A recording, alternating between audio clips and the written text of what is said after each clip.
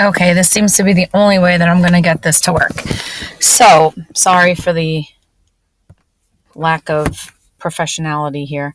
All right, so this is what we're going to do. This is number 2, and it says Tamar has 4 more quarters than dimes. If he has a total of $1.70, how many quarters and dimes does he have? So I know that I'm going to be using 2 different coins, so that's why I have dimes and quarters. Now, why do we put dimes first? Because dimes is last in our part, which means it's our unknown.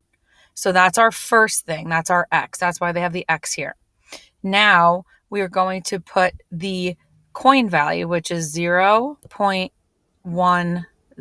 That's what a dime is worth. Now next to a quarter, I put 25 cents. But I now need to come up with an expression that's going to represent 4 more quarters and dimes. If I have X dimes, how do I show 4 more than that? I put X plus 4. Now the next step is I'm going to put the total of $1.70 down in my answer box here. And now I'm just going to fill out the other 2 boxes. Now remember, we do that by multiplying those 2 terms. So 0.10 times X is 0.10 X.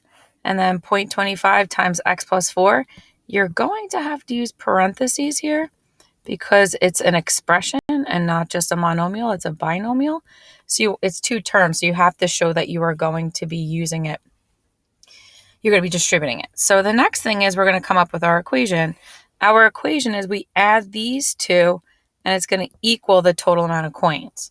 So in order to do that, that's our E. We're going to put 0.10 X plus 0.25 times X plus 4 equals 1.70. Now we just use our DCMS. There's no M in these. So D, distributing. We're going to distribute those 2.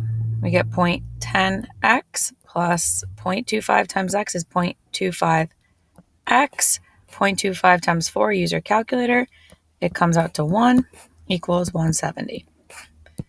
Now I'm going to see combine like terms.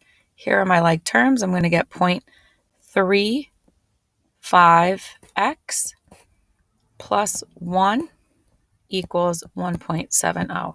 Now I'm going to go to solving. So this is where I'm going to subtract 1 from both sides. Use your calculator. You bring down your 0.35. Now I apologize, I don't have a lot of room, so I'm going to have to draw it on the side. So I have 0.35x, and then 170 minus 1 is 0.70. Now divide by 0.35, divide by 0.35. And if you plug it in your calculator, 0.70 divided by 0.35 is X equals 2. Excuse me. So I know I have 2 dimes, and I need to find out how many quarters. So I'm going to do 2 plus 4, which is 6. So I have 2 dimes, which is our answer, and 6 quarters. All right, I hope that worked out for you. Try the next couple on your own and see if you can come up with the expressions and the equations to set up and solve the problem. Good luck, guys.